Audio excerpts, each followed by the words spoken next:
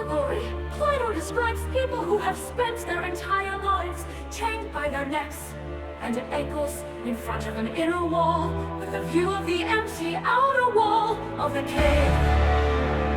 They observe the shadows projected onto the outer wall by objects carried behind the inner wall by people who are invisible to the chained prisoners, and who walk along the inner wall with a fire behind them, creating the shadows on the inner wall in front of the prisoners.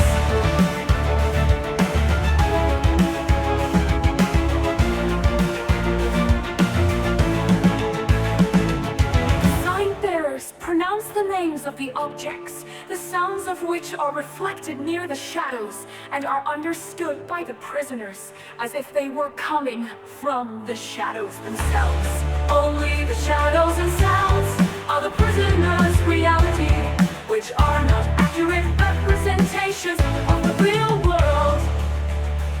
The shadows represent distorted and blurred copies of reality we can perceive through our senses, while the objects under the sun represent the true forms of objects that we can only perceive through reason. Three higher levels exist: natural science, Delta mathematics, geometry, and logic, and the theory of forms. Socrates explains how the philosopher is like a prisoner freed from the cave and comes to understand that the shadows on the wall are not the direct source of images. See, a philosopher aims to understand and perceive the higher levels of reality. However, the other inmates of the cave do not even desire to leave their prison, for they know no better life. Socrates remarks that this allegory can be paired with previous writings, namely the analogy of the sun and the analogy of the divided line.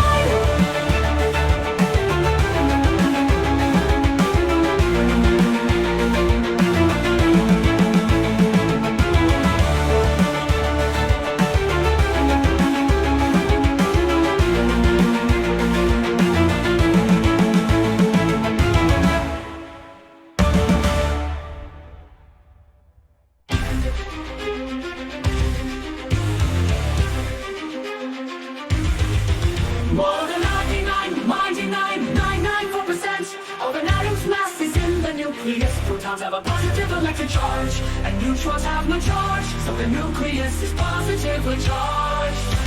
The electrons are negatively charged, and this opposing charge is what binds them to the nucleus. If the numbers of protons and electrons are equal, as they normally are, then the atom is electrically neutral and neutral as a whole. If an atom has more electrons than protons, then it has an overall negative charge and is called a negative ion or ion. Conversely, if it has no protons and electrons, it has a positive charge and is called a positive ion rotation. The electrons of an atom are attracted to the protons in an atomic nucleus by the electromagnetic force.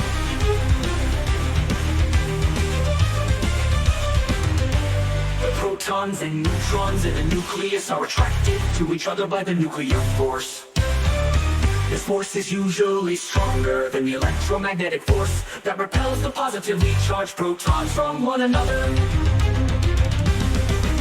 Under certain circumstances, the repelling electromagnetic force becomes stronger than the nuclear force.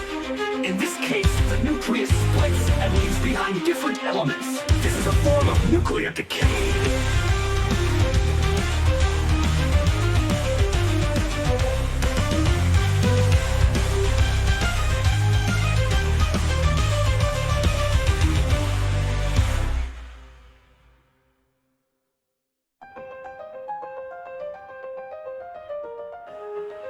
The numbers of protons are equal. If the numbers are equal as they normally are, then the atom is electrically neutrally neutral as a whole.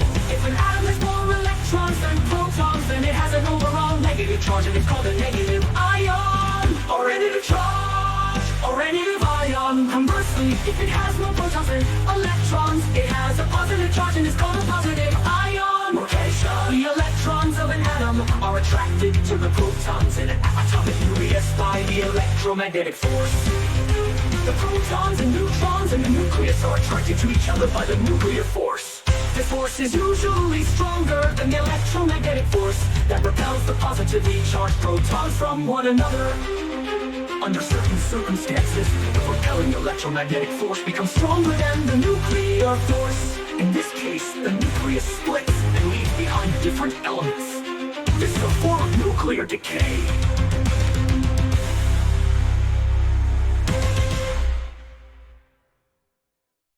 The thought is dark at night, because there is no nearby bright light. Light sources scatter like the sun. The earth rotates on its axis, so the side facing away from the sun experiences night. The night sky is also dark, because the universe has a finite age and is expanding. Finite age. The universe is only about 13.7 billion years old. So stars have only had that much time to be born, evolve and die. Expanding universe. As the universe expands, light from distant sources stretches to longer wavelengths through a power process called doppler shifting. This makes the light invisible to the human eye.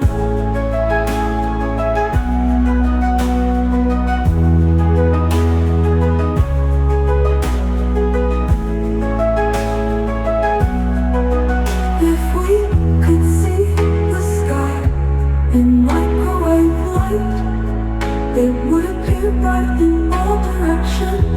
Satellites have been built to measure this radiation, which has taught us more about the universe than our limited senses could.